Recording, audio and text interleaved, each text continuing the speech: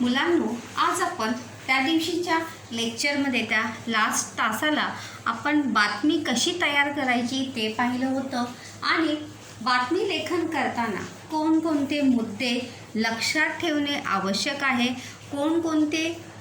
कोणकोणत्या गोष्टींची काळजी घेणे आवश्यक आहे आणि बातमी लेखन कशा प्रकारे लिहायचं, कोणत्या गोष्टी बातमी लेखनात असल्या पाहिजे, या सर्व गोष्टी आपण गेल्या वेळच्या तासाला आपण पाहिलेल्या होत्या. तर आज मुलांनो आपण बातमी लेखनातले 2 प्रश्न, या ठिकाणी बातमी कशा प्रकारे लिहायची असते, प्रश्न कशा प्रकारे समजून घेऊन आपण ती बातमी जी आहे तयार करायची असते, ते आज 2 प्रश्नांच्या सहाय्याने आज आपण पाहणार आहोत. सबसे पहले हम जो है स्कूल में होने वाले जो कार्यक्रम होते हैं त्याचं बातमी लेखन जे आहे ते आपण या पीरियडला किंवा या लेक्चरमध्ये आपण पाहणार आहोत कि विद्यालय में जो भी कार्यक्रम होते हैं उस कार्यक्रम का बातमी लेखन हम किस प्रकार से करेंगे. तर प्रश्न बघा कसा असतो, पुढील निवेदन वाचा आणि शाळेतील स्वातंत्र्य दिन समारंभाची बातमी तयार करा. स्वातंत्र्य दिन समारंभ म्हणजे काय? 15 अगस्त. तो विद्यालय के स्वतंत्रता दिन समारोह का वृत्तांत यानी बातमी जो है आपको तैयार करनी है.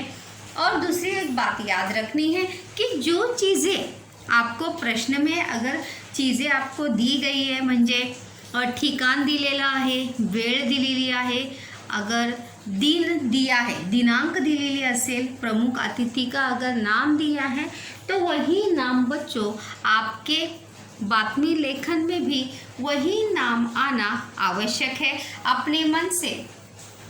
और किसी भी अतिथि का नाम जो है वो आपको बिल्कुल भी लिखना नहीं है. तर पहिल्यांदा आपण आपला प्रश्न समजून घेऊया. तर बघा प्रश्न काय आहे, सर्व जनतेला हार्दिक निमंत्रण.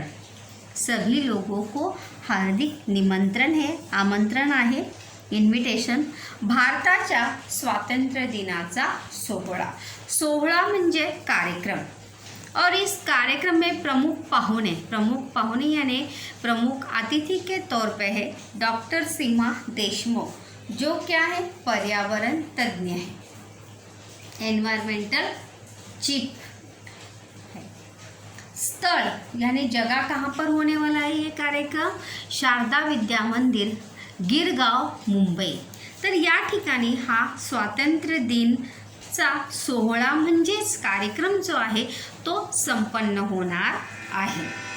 तर आपण पाहूया की कशा प्रकारे या स्वातंत्र्य दिन सोहळ्याचं बातमी जी आहे आपण कशा प्रकारे लिहू शकतो. सर्वात आधी मी सांगितल्याप्रमाणे सबसे पहले हमें क्या देना है? हेडलाइन देना है. हेडलाइन म्हणजे काय? मथळा. आपको आपके न्यूज़ को क्या देना है? मथड़ा म्हणजे हेडलाइन आपको देना है. वहाँ पर तुमच्या बातमीला तुम्हाला एक नाव जे आहे ते मुलांनो द्यायचं आहे, जिसे हम क्या कहते हैं? हेडलाइन कहते हैं. तुमच्या बातमीला योग्य असं हेडलाइन जे आहे ते आपल्याला द्यायचं आहे.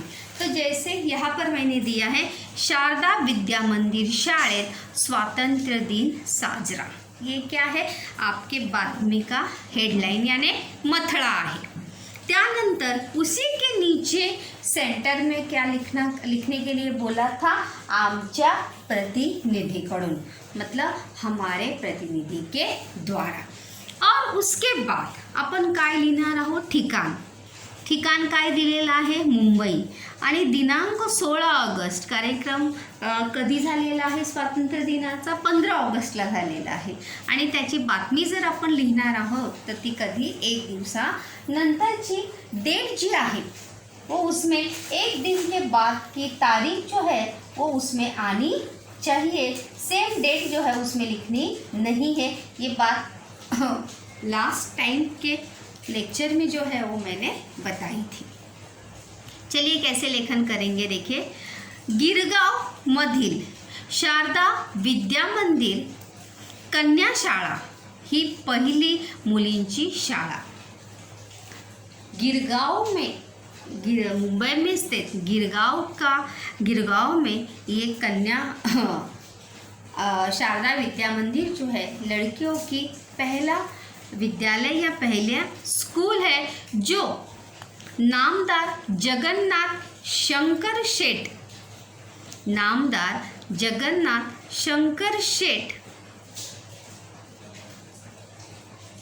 यांनी 175 वर्षापूर्वी या शाळेची स्थापना केली। मतलब अंग्रेजों के समय का ये स्कूल है। आणि दरवर्षीप्रमाणे यावर्षी स्वातंत्र्य दिन दिमाखात साजरा झाला और हर साल की तरह इस साल भी बड़े ही शान शौकत से, दिमाखात म्हणजे काय, बड़े ही शान से रुबाबात हा स्वातंत्र्य दिनाचा सोहळा जो आहे तो क्या हुआ, संपन्न या साजरा झाला, म्हणजे वहाँ पर वो मनाया गया। अभी यहाँ पर हो गया इंट्रोडक्शन। अभी हम सेकंड पैराग्राफ में यहाँ पर बच्चों देखते हैं। या प्रसंगी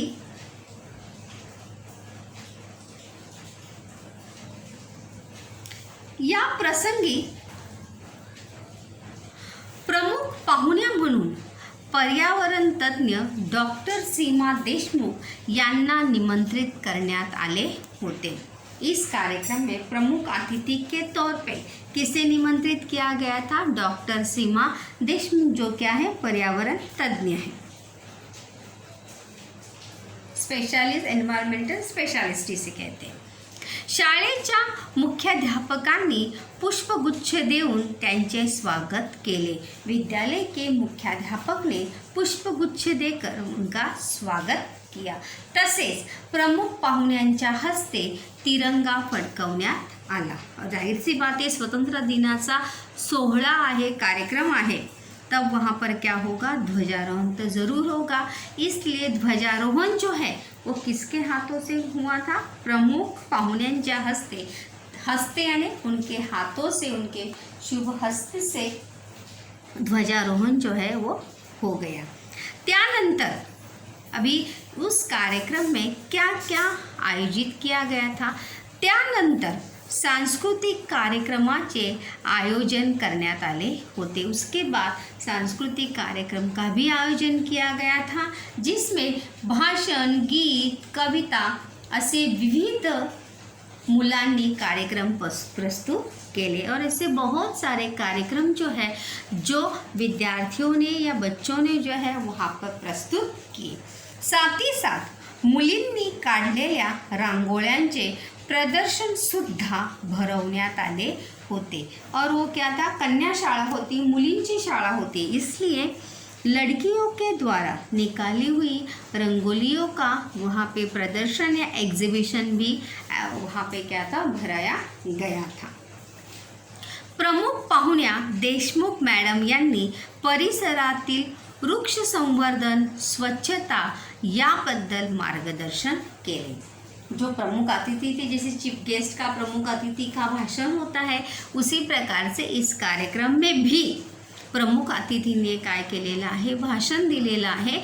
और उस भाषण में उन्होंने वृक्ष संवर्धन, पर्यावरण तज्ञ होने के नाते उन्होंने वृक्ष की, पेड़ों की ख्याल कैसे रखना चाहिए, स्वच्छता, पर्यावरण स्वच्छता, इसके बारे में उन्होंने लोगों को, विद्यार्थियों को वहाँ पे मार्गदर्शन किया, विद्यार्थियों को बताया। उसके बाद देखते हैं लास्ट ये पैराग्राफ है। त्यानंतर 9वीच्या मुलींनी पर्यावरण वाचवा यावर आधारित नाटिका सादर केली। और उसके बाद 9वीं के लड़कियों ने पर्यावरण वाचवा, पर्यावरण बचाओ, इस विषय पर आधारित एक छोटी सी नाटिका जो है वहाँ पे प्रस्तुत की। सर्वांनी त्यांचे खूप कौतुक केले। सभी ने उन लड़कियों का बहुत ज़्यादा क्या की, प्रशंसा की, तारीफ की। शाळेतील पाटिल सर यांनी सर्वांचे आभार मानले। हर कार्यक्रम में आभार प्रदर्शन होता है, तो इसीलिए स्कूल विद्यालय के जो पाटिल सर थे उन्होंने सबका आभार व्यक्त किया। शेवटी राष्ट्रगीताने कार्यक्रमाची सांगता झाली और अंतिम में राष्ट्रगीत से कार्यक्रम की क्या हुई, समाप्ति हुई। तो इस प्रकार से बच्चों विद्यालय के कार्यक्रम में शुरुआत में अतिथियों का स्वागत, बीच में विद्यालय में जो कार्यक्रम आयोजित किए जाते हैं उसका लेखन आवश्यक है और अंतिम में कार्यक्रम का समारोह किंवा कार्यक्रमाची सांगता जी आहे ती कशा प्रकारे झाली हे तुम्ही लिखने आवश्यक आहे। देखिए हर कार्यक्रम जो है वो राष्ट्रगीत से संपन्न जो है वो होता नहीं। कभी कभी हर कार्यक्रम में वो लिखना ज़रूरी है ऐसा बिल्कुल भी नहीं। लेकिन वहाँ पर स्वातंत्र्य दिनाचा कार्यक्रम होता, त्यामुळे आपण यहाँ पे मानो प्रजासत्ताक दिन का अगर आप लिख रहे हैं, स्वतंत्र दिन का अगर लिख रहे हैं, तो आप उस 2 कार्यक्रम में ज़रूर अंतिम में कार्यक्रम की समाप्ति या समारोह जो है वो किससे लिख सकते हैं, राष्ट्रगीताने कार्यक्रमाची सांगता झाली। इस प्रकार से आप उसका समारोह जो है वो बिल्कुल कर सकते। उसके बाद बच्चों हम और एक प्रश्न जो है और एक दूसरा एक प्रश्न हम यहाँ पर देखने वाले हैं। जो विद्यालय में कार्यक्रम होते हैं उसी से संबंधित आज हम प्रश्न से देखेंगे। घटना के ऊपर बातमी लेखन जो है हम बाद में देखेंगे। तुमच्या शाळेतील वार्षिक क्रीडा, पहले अभी हमने इसके पहले कौन सा लेखन किया था, स्वातंत्र्य दिनाचा सोहळा याची बातमी तयार केलेली होती। दुसरी जी बातमी आहे आपली ती कोणती आहे, तुमच्या शाळेतील वार्षिक क्रीडा महोत्सवाची बातमी लिहा। मतलब आपके विद्यालय में, मतलब यहाँ पर प्रश्न में जो विद्यालय दिया है त्या शाळेतील वार्षिक क्रीडा महोत्सव, वार्षिक खेलकूद प्रतियोगिता का जो आयोजन होता है, जो स्पोर्ट्स होते हैं, एनुअल स्पोर्ट्स होता है, तो उसके ऊपर हमें क्या लिखना है, बातमी लेखन लिखना है। प्रश्न बघा, विद्या विनयन शोभते। विद्या विनयन मतलब विद्या जो है विनयन यानी विनयशीलता, विनम्रता। विद्या हमें क्या सिखाती है, विनम्रता सिखाती है, पोलाइटनेस हमें सिखाती है। आदर्श विद्या मंदिर सातारा, भी ये स्कूल का नाम क्या है, आदर्श विद्या मंदिर आहे आणि ती शाळा जी आहे ती कोणत्या ठिकाणी आहे, सातारा या ठिकाणी ती शाळा आहे। वार्षिक क्रीडा महोत्सव सन 2019-20, वर्ष कौन सा है, 2019 और 20।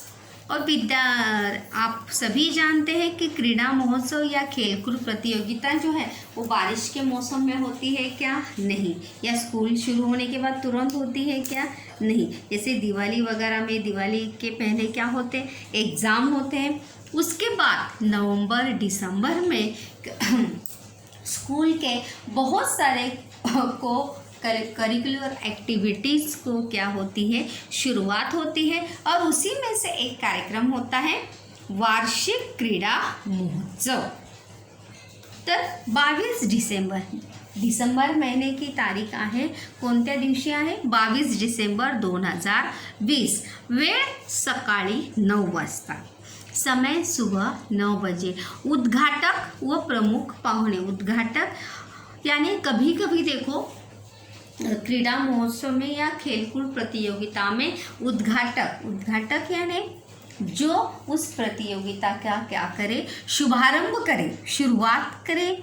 जैसे देखो किसी भी होटल वगैरह का रिबन काट कर उसका शुभारंभ करते, एंट्री वगैरह, तो उसी प्रकार से उद्घाटक व प्रमुख पाहुणे के तौर पे उसी क्षेत्र के श्री विलास माने, माजी कबड्डी खेळाडू, माजी मतलब पहले, भूतपूर्व कबड्डी खिलाड़ी हैं जिन्हें प्रमुख अतिथि के तौर पे विद्यालय में एज ए चीफ गेस्ट के तौर पर विद्यालय ने क्या किया है, निमंत्रित किया है। तो अभी इस प्रश्न का किंवा या प्रश्नाची बातमी जी आहे ती आपण कशा प्रकारे लिहायची ते आपण या ठिकाणी पाहणार आहोत। चला तर सर्वात आधी मी सांगितल्याप्रमाणे मुलांनो, आपण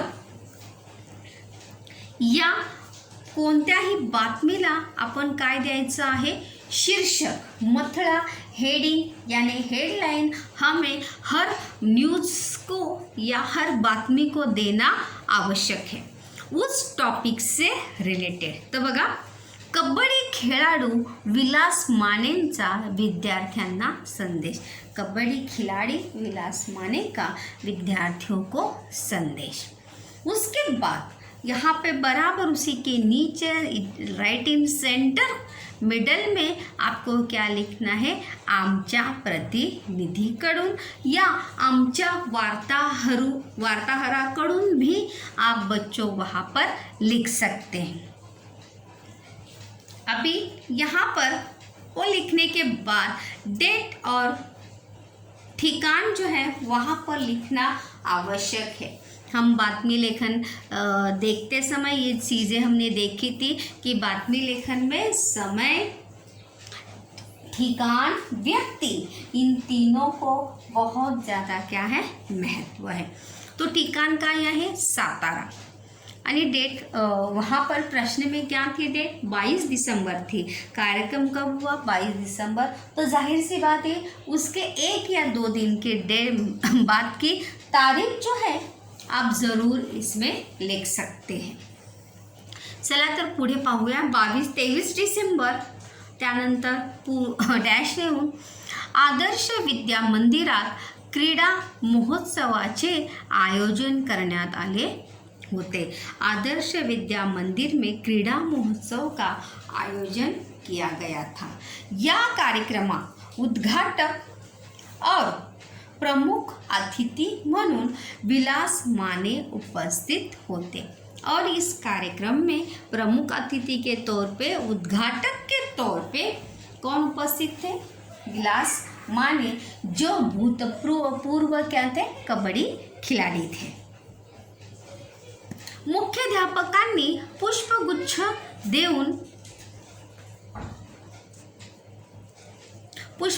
देऊन त्यांचे स्वागत केले। देखो यहाँ पर अतिथियों का, अगर विद्यालय के कार्यक्रमों का विवरण या बातमी लेखन अगर हम कर रहे हैं तो अतिथियों का स्वागत, अतिथियों का भाषण जो है हमें कार्यक्रम में ज़रूर लिखना चाहिए।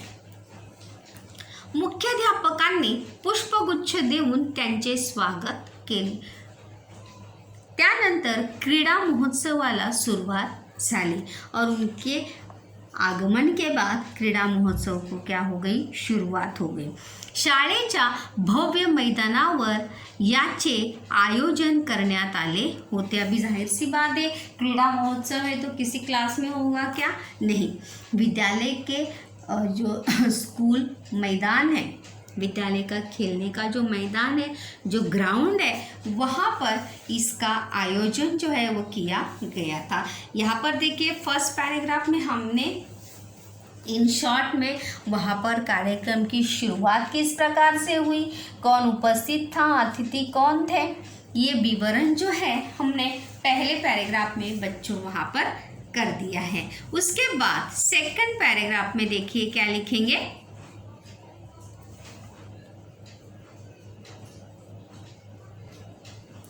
उद्घाटनाच्या भाषणात विलास माने यांनी एकाग्रता, कष्ट व निष्ठा, एकाग्रता यानी अगर हम मन लगाकर कोई भी काम करते हैं, मेहनत करते हैं, और निष्ठा यानी अपने काम के प्रति अगर हम श्रद्धा रखते हैं तो हर काम में बच्चों हमें क्या मिलती है, सफलता ज़रूर मिलती है। ये संदेश जो है उन्होंने बच्चों को दिया था। देखो उन्होंने आगे कहा भी है, या 3 गुणांच्या बळावर तुम्ही कोणत्याही क्षेत्रातील यशाचा हिमालय सर करू शकाल। मतलब ये 3 क्वालिटीज़ अगर आपके अंदर है तो इन 3 गुणों के बलबूते पर आप किसी भी क्षेत्र पे सफलता की चोटी पार कर सकते हो या बहुत ज़्यादा सफलता जो है आप प्राप्त कर सकते हो। कोणत्याही क्षेत्रातील यशाचा हिमालय सर करू शकाल, मतलब किसी भी क्षेत्र में आपको प्रगति करने से कोई भी रोक सकता नहीं। हिमालय सर करणे म्हणजे खूप जास्त प्रगती करणे। वाक्यप्रचार आहे हा। असा मोलाचा संदेश विद्यार्थ्यांना दिला। ऐसा महत्वपूर्ण संदेश जो है माजी कबड्डी खिलाड़ी विलास माने इन्होंने विद्यार्थियों को दिया।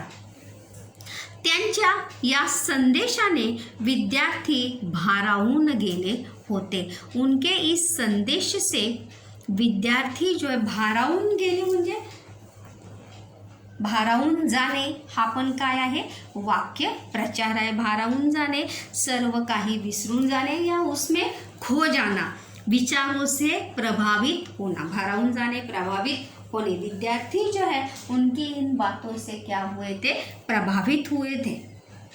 क्रीडा महोत्सवात विविध खेळांचे आयोजन करण्यात आले होते। क्रीडा महोत्सव में विविध खेलों का आयोजन किया गया था, जिसमें कबड्डी, खो खो, गोळा फेक, क्रिकेट इत्यादि हे सर्व खेळ मुले जिद्दीने खेळत होते। बड़े ही उत्साह के साथ, जिद के साथ,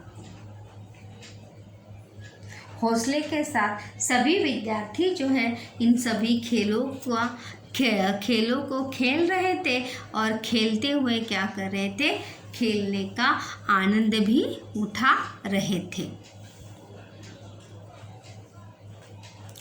त्यांच्या खेलण्यात उत्साह दिसत होता। उनके खेलते समय क्या दिखाई दे रहा था, जोश दिखाई दे रहा था। बाकीचे विद्यार्थी खेलणाऱ्या मुलांना प्रोत्साहन देत होते। जाहिर सी बात है, अगर सभी खेलेंगे तो देखने के लिए प्रेक्षक वर्ग भी चाहिए या नहीं बच्चों। तो जैसे आप स्पोर्ट्स में खेलते हैं तो कुछ विद्यार्थी देखते भी रहते हैं, तो उसी प्रकार से बाकीचे विद्यार्थी, जो विद्यार्थी नहीं खेल रहे थे, ते विद्यार्थी खेलणाऱ्या मुलांना प्रोत्साहन देत होते। बाकी विद्यार्थियों का तालियां बजाकर क्या बढ़ा रहे थे, हौसला बढ़ा रहे थे। प्रोत्साहन उत्साहित कर रहे थे, प्रोत्साहित कर रहे थे। टाळ्या वाजवून त्यांचा उत्साह वाढवत होते और तालियां बजाकर उन सभी खिलाड़ियों का उत्साह बढ़ा रही थी। उन्हें खेलने की और ज़्यादा प्रेरणा जो है वो दे रही थी। लास्ट पॅरेग्राफ देखिए, सांगता कशा प्रकारे आपण करू शकतो याची। मैदान मुलांनी भरून गेले होते। ग्राउंड जो है, प्लेग्राउंड जो है, पूरे विद्यार्थियों से पूरी तरह से भर गया था। तसेच काही पालक पण उपस्थित होते। कुछ पेरेंट्स भी वहाँ पर खेल देखने के लिए आए थे। शेवटी मुख्याध्यापकांनी प्रमुख पाहुण्यांचे आभार मानले और आखिर में प्रमुख अतिथि का मुख्याध्यापक जो है क्या करते हैं, आभार व्यक्त करते हैं। आणि दुपारी 4 वाजता कार्यक्रमाची सांगता झाली और दोपहर में 4 बजे कार्यक्रम की क्या हो गई, समाप्ति हुई। और अशा प्रकारे क्रीडा महोत्सवाचा कार्यक्रम जो आहे आदर्श विद्या मंदिरात मोठ्या उत्साहात जो आहे तो साजरा करण्यात आला। तो इस प्रकार से बच्चों, अगर आपको विद्यालय के संबंधित किसी भी कार्यक्रम का बातमी लेखन जब आपको करने के लिए आता है तो ये सभी चीज़ें जो है वो आपको याद रखनी है। सबसे ज़रूरी बात, पहिल्यांदा सर्वात महत्त्वाचं म्हणजे आपल्या बातमीला काय द्यायचं आहे, आपल्याला हेडलाइन यानी शीर्षक यानी हेडिंग आपको आपकी बातमी को देना आवश्यक है। त्यानंतर काय लिहायचं आहे, आमच्या प्रतिनिधीकडून आपल्याला लिहायचं आहे. त्यानंतर ठिकाण आणि दिनांक लिहायचे आहे. और उसी के आगे से आपको फर्स्ट पैराग्राफ जो है वो क्या करना है, शुरुआत करनी है. फर्स्ट पैराग्राफ में इन शॉर्ट में आपका कार्यक्रम को इंट्रोडक्शन देना है. प्रमुख अतिथि का स्वागत भी आपको फर्स्ट पैराग्राफ में ही लिखना है. और उसके बाद सेकंड पैराग्राफ में आप, जैसे कि हमने यहाँ पर सेकंड पैराग्राफ में अगर आप देखेंगे तो सेकंड पैराग्राफ में हमने यहाँ पर किस प्रकार से प्रमुख अतिथि ने विद्यार्थियों को संबोधित करते हुए कौन कौन सी बातें कही और साथ ही साथ उस क्रीड़ा महोत्सव में कौन कौन से खेलों का आयोजन किया गया था, विद्यार्थियों का सहभाग कैसे था, ये सभी चीज़ें जो है हमने सेकंड पैराग्राफ में बच्चों लिखी हैं. और थर्ड पैराग्राफ में आपको आपके कार्यक्रम का या बातमी का समारोह जो है वहाँ पर करना है. जैसा विषय होगा वैसे आपको वहाँ पर कहानी नहीं, बातमी का समारोह जो है वहाँ पर आपको करने को आना चाहिए. जैसे कि देखो इन शॉर्ट में ही, क्योंकि अगर आप इसको बढ़ाएंगे तो और ज़्यादा बहुत बड़ा होता जाएगा. तो इसीलिए इन शॉर्ट में देखो अंतिम में मैंने जैसे यहाँ पर लिखा, मैदान मुलांनी भरून गेले होते, तसेच काही पालक पण उपस्थित होते. शेवटी आप यहाँ पे किसी शिक्षक द्वारा भी मुख्य आभार प्रदर्शन कर सकते हैं. कभी कभी देखो अगर बहुत बड़े अतिथि आते हैं तो मुख्याध्यापक भी उनका आभार जो है वो व्यक्त करते हैं. आभार व्यक्त स्वयं ही मुख्याध्यापक उनका आभार व्यक्त करते हैं. तो इसीलिए यहाँ पर ये लिखा है की मुख्याध्यापकांनी प्रमुख पाहुण्यांचे आभार मानले आणि दुपारी 4 वाजता कार्यक्रमाची सांगता झाली यानी कार्यक्रमाची समाप्ति झाली. वहीं पे कार्यक्रम क्या हो गया, समाप्त हो गया.